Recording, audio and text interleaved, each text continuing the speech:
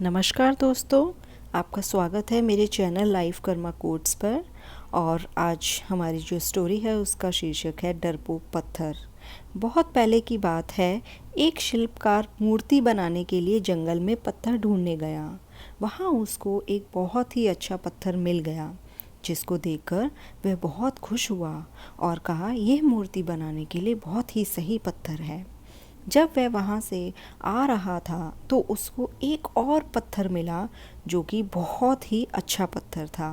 वह भी उस पत्थर को साथ में ले आया।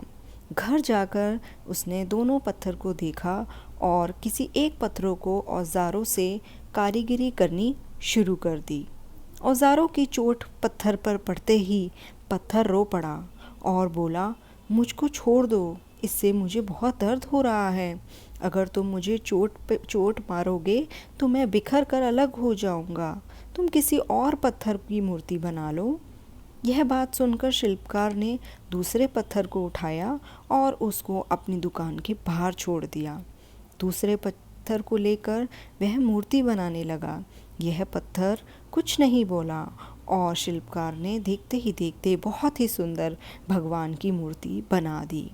जब मूर्ति पूरी बन गई तो गांव के लोग मूर्ति लेने के लिए आए और उस मूर्ति को मंदिर में स्थापित करने के लिए ले गए।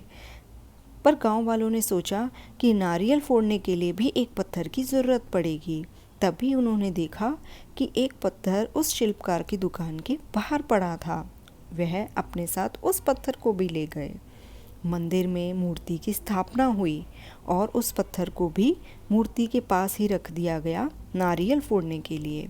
अब जब भी कोई व्यक्ति मंदिर में दर्शन करने आता तो मूर्ति को फलों से पूजा करता, दूध से स्नान कराता, लेकिन उस पत्थर पर नारियल फोड़ा जाता।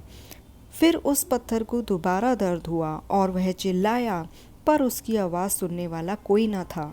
उस पत्थर ने मूर्ति बने हुए पत्थर से बात की और बोला कि तुम तो बड़े मज़े से यहाँ लोग रह रहे हो, लोग तो तुम्हारी पूजा करते हैं, तुमको दूध से स्नान कराते हैं, लड्डुओं का प्रसाद चढ़ाते हैं, लेकिन मेरी तो किस्मत ही खराब है, मुझ पर लोग नारियल फोड़ कर जाते हैं।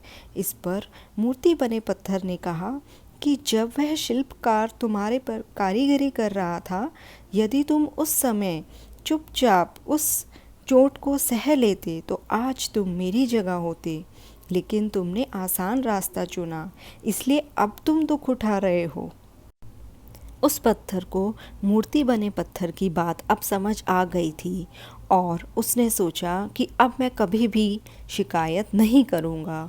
और इसके बाद लोग उस पर नारियल फोड़ते और नारियल टूटने पर उस नारियल का पानी भी उस पत्थर पर गिरता और अब लोग मूर्ति का प्रसाद का भोग लगाकर उस पत्थर पर भी रखने लगे।